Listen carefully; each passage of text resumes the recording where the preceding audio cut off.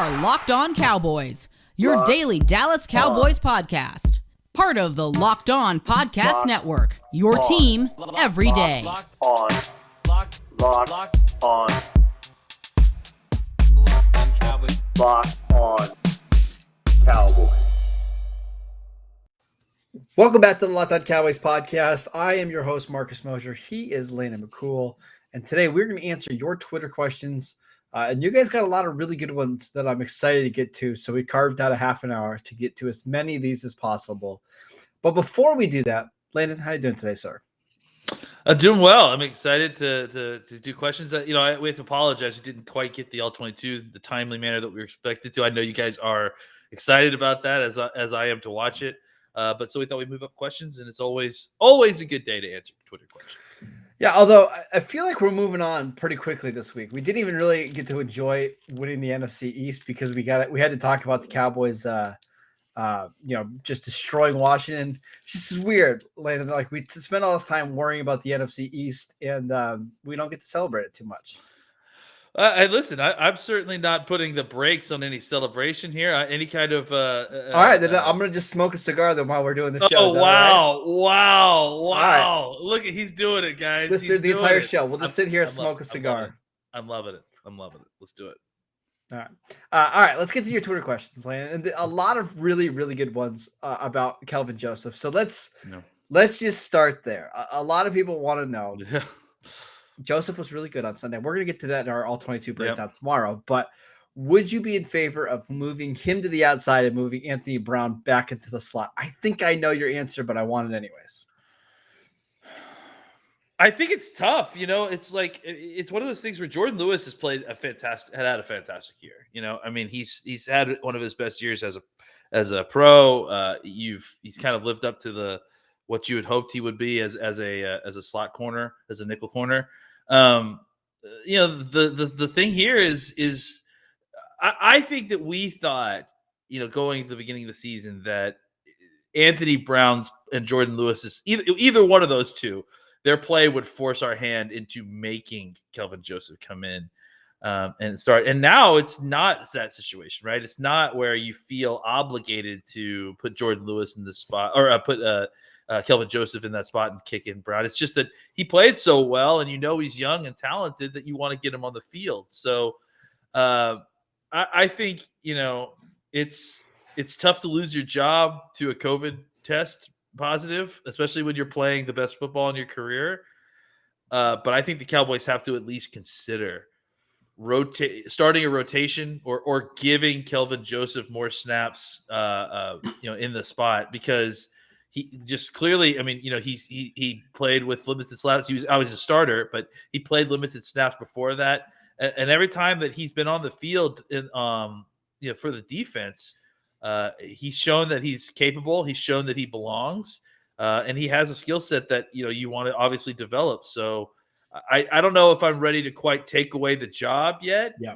But I think I'm ready to start, talking about a heavy rotation. Start talking about getting him more snaps on defense. Trying to find ways to get him on the field, simply because he's your future there. And I think that you kind of want to get an idea of exactly what you got. And frankly, as the postseason goes on, you're going to need all these guys. So getting him more experience is only going to be a good thing. I don't disagree. I think the Cowboys should try to get him on the field. However, I think in important situations, let's say against this Cardinals game, let's say it's in the fourth quarter and it's 3rd down and 7. I kind of still want Jordan Lewis and Anthony Brown in the game. I do. I trust those guys more in big spots than I would a rookie. And I think the Cowboys have done a really good job of slow playing all these rookies onto the field, right? Like they haven't given them too much other than Micah Parsons. They just give him everything. But everybody else, making sure they're in spots to succeed. I kind of would like to see them continue that strategy the rest of the way. Yeah, it's not like that they've been rushing him onto the field. I think we all anticipated the idea of him trying to become the starter in the offseason, and obviously injury and some other things kind of messed that timeline up. But so I don't know that they are that they're trying to rush him in. But I also want to be clear that I completely agree with your point. Like, it's hard to take guys who are playing good football off the field in order to really, it's a lot like Connor Williams. I mean, I thought, Connor Williams is getting more holding calls, and I think it's a little bit easier to at least point to a reason as to why you're trying to replace that, right? Yep. But I think that, ultimately, you don't want to you don't want to break what's fixed, or what's this, you don't want to fix what's not broken, I guess is more the appropriate way to say it. So you don't necessarily want to swap guys out who are playing good football and put in a lot of uncertainty, because that's the thing with Joseph. I mean, we feel good about him and feel good about what he did on Sunday, but he's still a young player, and anytime you add in a young player who doesn't have a lot of experience, there's going to be uncertainty. So I think that you just don't need to add that into a defense, full time that's really playing well. That's why I think folding him in, rotating him in, giving him more and more snaps. That's probably the better way to go. And I don't think he needs a ton, but continue the special team stuff, because he's really good on special teams. He's good at. He's a great gunner. Yeah. And then 15 snaps a game the next couple of weeks. And actually, you might get to 18, and let's say the Cowboys know that they're not going to get the 1 seed or whatever.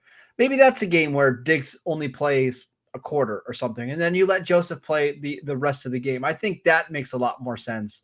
I don't think round 1 of the playoffs you're playing San Francisco, Kelvin Joseph should be one of your starters. Like, that doesn't make any sense to me. Yeah, no, I there's no reason to replace, like I said, there's no reason to place a guy two guys who are both playing very good football. Yep. So it's just more about trying to get snaps for your young player that you believe in. So that's a situation where you find good times to fold him in. You don't force your hand there. You don't put him in disadvantageous positions. Put him on key third downs where he's gonna, he could potentially really make a mistake. Yeah, I think you just put him in good positions where he's likely to get positive experience. And then, if he continues to just play the way that he has been with those new experiences, then you start having the conversation of is there a point where you can't keep this guy off the field anymore? Because he's playing so well. So I don't think we've quite reached that point yet. I don't think we reached it either. Again, Locked On Cowboys podcast. We're going through your Twitter questions today. Let's get to some more, Landon. This is a really good one from Zach Pounds. He wants to know, does the play of Malik Turner and Cedric Wilson make Michael Gallup less of an offseason priority to resign?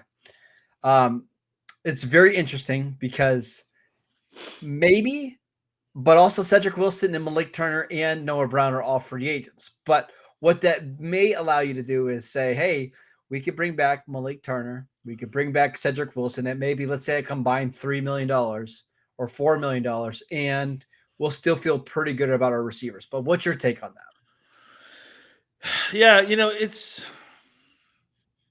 it's the wide receiver situation is tough because, what makes this offense special is the fact that they have, these three guys.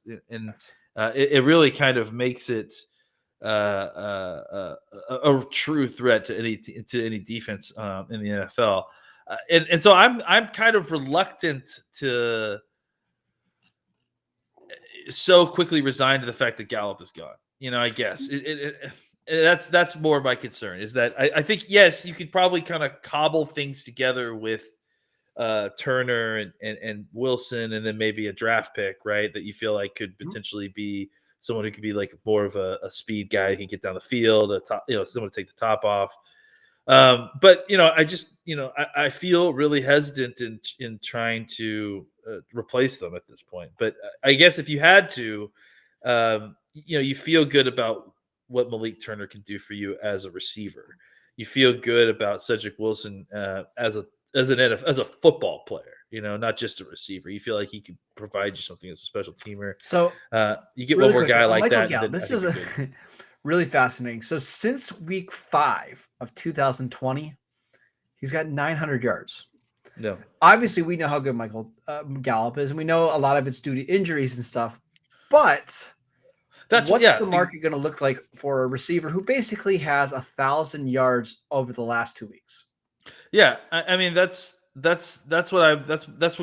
I'm getting at too, is that I just feel like the way the season has played out so far this year, right? That suddenly Gallup's number may not nearly be as high as we all anticipated going into this offseason. So I think it's worth at least exploring to see if it's possible to bring him back. Then you can kind of explore the sort of Malik Turner, Wilson, and draft pick kind of combos as a replacement there. Yeah, I agree. That's the receiver position is one I'm really interested to see how that plays out over the next couple of weeks. All right, Yep. let's go ahead and get to some more questions. This one from Matt: who has a better shot at being the defensive player of the year, Trevon Diggs or Micah Parsons? I think it's got to be Parsons, right? I mean, I don't know. I'm cheating a little bit because I know for a fact that Parsons has a higher chance, like odds in Vegas. But The thing is, it's like I really feel like if Diggs has another game with an interception, like in a game like this, that's going to really flip it. Because at what point do you get to 12 interceptions? Like you almost have to vote him in at that point, right? yeah, I mean, he certainly is. He's certainly going to remain in the top three no matter what, even if he doesn't get an interception, because this year has just been absolutely outrageous. I do feel like the reason I said Parsons, I think, is just because of all the hype. It just feels like there's a lot more hype around Parsons because of he's coming onto the scene, and Diggs got an interception last week, but it wasn't quite the the run that he had, especially early in the season, where I think he had, what was it, like 4 in 3 games or something. So, So I think because of the position he plays, because of the hype around him, and how the NFL, they like the big new thing, and he kind of represents the new NFL linebacker. So I wouldn't be surprised at all if it was Parsons. I honestly wouldn't be surprised if it was Diggs. I think if you're making me bet, I think it's Parsons. I think Parsons. Yeah. All right, next question. This one's from a very angry Cowboy fan. This one's from David. He wants to know, why has Kellen Moore's play calling been trashed since the Broncos game? Devontae Adams and Justin Jefferson are force-fed the ball and get deep passes, slants, and passes of at least 15 or more yards. But Amari Cooper and CeeDee Lamb don't get that. Terrible play calling, especially since Dalton Schultz keeps getting the ball. Wait, I'm confused by the question. Is this person pro or for or against Kellen Moore? I'm kind of. It sounds like he's not a big fan of Kellen Moore. Yeah, it sounds by basically what he's saying is he's not a big fan of Kellen Moore. I mean, the Cowboys have won a lot of football games, and they have the highest points per game in the NFL. We've got the number 1 offense in the NFL. They're the number 1 DVOA team in the NFL. Here's the truth. They're doing Here's pretty the good. Truth, I honestly think the last 3 games before Washington, all of them road games, I think the Cowboys know as long as we don't mess up on offense, we're going to win these games probably going away, right? So let's kind of pull things back. Let's play a conservative brand of football, lean on the rushing attack. And remember, Tyron Smith didn't play the last couple of games, so make sure you protect your quarterback a little bit. That's all you needed to do to win. And they did. They won and they covered in all those games. And then when they got home, in their stadium, which they haven't played at in over 30 days, that's when you open up the offense a little bit. And I don't know. It's never been a big deal to us. I don't think fans like to hear that. Like, I guess I understand, but because they want you to score 50 points every single game. Like that. Believe it or not, the goal for a lot of teams isn't to score as many points as possible. It's to win the game and stay healthy. And beyond that too, and I think this is the part that people struggle with, is that the goal of football is not, or the goal of the team is not just to win the game that they're playing. The goal of the team is to win the Super Bowl, or to make the playoffs and get into the tournament and win the Super Bowl. Sometimes, and it doesn't happen very often, but it does happen. Sometimes the goals, your larger goals, kind of interfere with your individual in-game goals. And if you're having to choose between, selling out to try to win a game on the road versus making sure that you have X players healthy for, a playoff run, or just making sure that you are not giving away all the back end, the secret pages of your playbook. I think that the Cowboys are going to try to take the little bit more difficult road of trying to beat teams straight up, so they don't reveal too much at the end of the year, and that things that they have in their back pocket remain in their back pocket until they really need it. So they didn't need it against the teams that they played the last few weeks. And despite what everyone's kind of saying in general or upset with general as far as style points and on the offense these last few weeks, it doesn't matter. Like as much as we may talk about point differential being nice and being a good indicator, you don't actually get any extra points for scoring, for winning by 14 or by winning by 2. You just get this to isn't win. the BCS, right? Yeah. So I just think that, the Cowboys, they need to stack wins, which has been a problem in the past. And they're winning games in which they aren't playing their best. And I think that instead of being upset that they aren't playing their best every single week, be a little bit more realistic. Look at the lay of the land of the NFL. That lots of teams. There is no team that has not played terribly at multiple points of the season this year. So just know that and know that the Cowboys are playing a long game. And look where we are. We're in December. We're at the end of December. We're at the beginning of January. This team is red hot, and it's only going to get better. They are exactly where they need to be right now. So there shouldn't be too much complaining about the way that we've gotten here when the results so far are exactly what they're supposed to be. I agree. Style points don't always matter. They don't. Sorry. All right, let's get to a question from somebody who's a little bit more optimistic about this team, Landon. This is from at Kevin Paul, Texas. He wants to know, the Cowboys have the most yards and the most points. They have the third best success rate on defense and the most turnovers forced, and the special teams unit is a top unit that's blocked more punts than the last 18 years combined. Is that good? The answer is yes. It is very good. His actual question, though, is legitimately, do the Cowboys have a real weakness that could keep them from winning a Super Bowl? And my answer would be, I kind of think so. I still think linebacker, other than Micah Parsons, is a problem. Now, I think you can mitigate it some if you can use Donovan Wilson as a linebacker, you can use Jaron Kearse. But I do get worried when they play. Let's say they play the Rams or the 49ers in round 1, and they use so much play action, so much misdirection. That's where I get a little bit worried. But other than that, I don't think they have an Achilles heel or anything like that.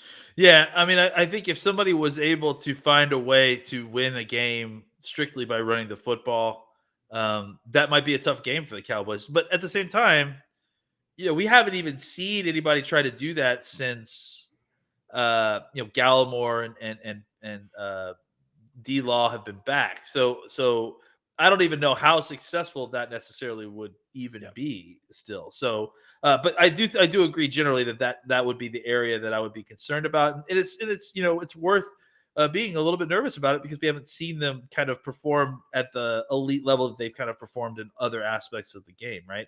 I will say this, that I think it doesn't show up as much against this Cowboys team because they're able to score points, right? Yep. And I think that's really when you really worry about teams that can run the football, is that if they can run the football and then they can continue to kind of play in a neutral game script, which continues to allow them to play to run the football, I think that can be problematic for the Cowboys to keep this offense off the field. That if they can't stop the bleeding, they can drain the clock. Those are certainly concerns, but I just feel like, from what we've seen, most teams can't stay in that mode for very long against the Cowboys. The Cowboys, except outside of the Denver game, which is kind of almost a unique situation, really. There's just not many teams that can hold down the Cowboys scoring offense to the point where they don't feel the need to try to throw the football, where their own offense doesn't feel the need that they have to try to throw the football more simply to play catch up with the Cowboys. I actually think there's some teams in the AFC that match up better against the Cowboys. Yeah. Obviously the Chiefs do, but outside of that, like the Titans would be a team that I think could give the Cowboys a lot of problems because when Derrick Henry is healthy, they can run the ball, they can stay balanced on offense, and they've got like 4 monsters on their defensive line. The Colts are kind of like that when everybody's healthy, right? A huge offensive line and a really good front 7. In the NFC, you don't have that too much. Like the Rams rushing attack isn't necessarily one where they're going to just run the ball all over you. It's more of a product of their passing offense. The Packers don't have that. Tampa Bay really doesn't have that. So I think the Cowboys will be okay. I don't think they're going to get exposed too much there. I really feel like if they lose Landon in the playoffs, it's going to be more because of execution rather than, hey, we just didn't have the players at this position to beat this team. Does that make sense? Yeah. If the Niners were a better team, they would scare me. I think because that of variety of run game, just Shanahan really knows how to call a run game. I think you said it with the Rams. I mean, the Rams may have the horses in some ways, but they don't have the talent right now because of all the running back injuries. And let's be honest, it really isn't going to take very much to get Sean McVay to kind of throw the football if you want him to. And Exactly. and is that do you want to get in a shootout with the Rams? No, probably not. But I think the Cowboys are one of the few teams that could probably win a shootout with the Rams. I agree. All right, let's take one quick break so I can tell you guys about BetOnline. BetOnline has you covered this holiday season with more props, odds, and lines than ever before as football continues its march through the college bowl season and the pro football playoffs. BetOnline remains your number one spot for all the sports action this season. Actually, Layden, as you were talking, I was looking at the some of the BetOnline odds because I like to pay attention to this stuff and saw today the line for the Colts Raiders game was sitting at 7.5. Checked back in. All of a sudden, it's down to 4. I'm like, oh, what happened? And then I check in about 2 minutes later as you're talking. Carson Wentz test COVID. Positive for COVID. Now it's down to 2. So that's why you should be always checking the lines on BetOnline. From basketball, football, NHL, boxing, and UFC, right to your favorite Vegas casino games. Don't wait to take advantage of all the amazing offers available for the 2021 season. BetOnline is the fastest and easiest way to bet on all of your favorite sports. So don't wait to take advantage of all the new amazing offers available. Just use promo code LOCKEDON to receive your 50% welcome bonus. BetOnline, where the game starts. All right, Landon, just a couple more questions before we move on. Pro Football Focus had an interesting article today about some guys that could get big contracts this offseason. They mentioned Randy Gregory. So our guy Clayton wants to know, I saw a projection for the Cowboys to re-sign Randy Gregory for 2 years, $25 million with $15 million guaranteed. Would you take that deal right now if you were the Cowboys? Yeah, if they could fit it, I would. I mean, I think Done. Sign me up. Yeah, sign me up. That's a great contract. That's a great number. And I feel like, look, I'm okay. Look, I feel like you can lose the defensive coordinator if you have to. You can lose players here and there. If you are somehow able to retain that trio up front of Randy Gregory, DeMarcus Lawrence, and Micah Parsons, I feel like you can shuffle a lot of other pieces around and still have a very, very good team. Well, and the other thing is your entire secondary. Well, not entire secondary. Your safety, but most of it. Yeah. But like you have all your corners under contract. You've got some linebackers you like. Like you wouldn't need to do a lot. No, and that's why I think again, having Gregory there gives you it keeps Parsons in play at linebacker, which keeps that unit above water. Yep. You hope to add some talent there, so he's not the only piece there, and that allows you to move him around. But I think having 3 pass rushers like that that can rush the pass as well as those guys do, that's a rare piece on an NFL defense, and I think that is something that you can build around. No matter who else is on the team next year. Last question before we go. This one from Sam. If you could have only one back next year, who are you choosing? Kellen Moore or Dan Quinn?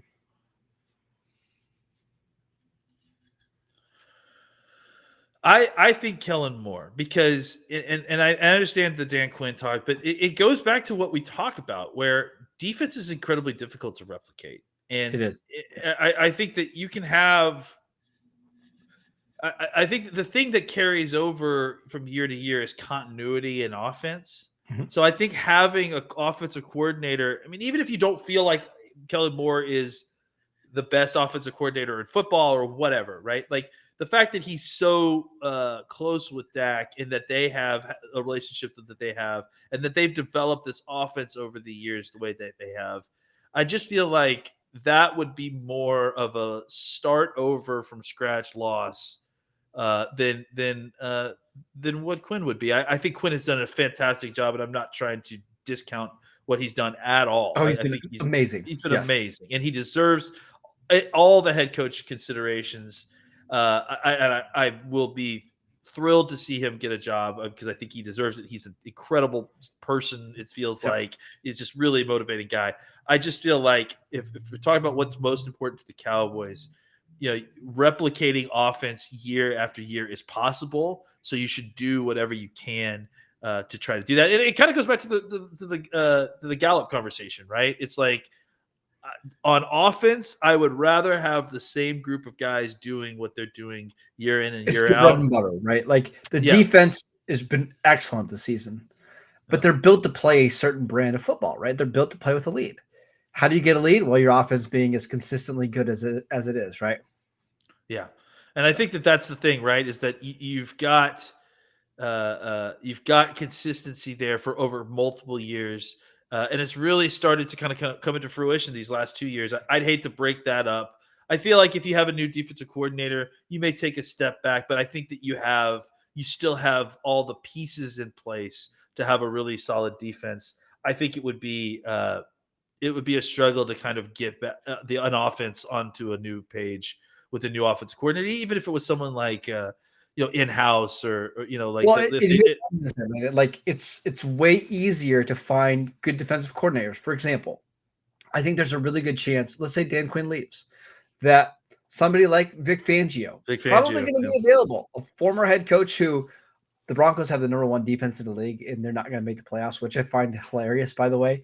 But that's an option. Like, okay, here's another one. Mike Zimmer. We'll see if Mike Zimmer ends up staying in Minnesota, but there's a lot of rumblings. If they don't make the playoffs, he could be gone.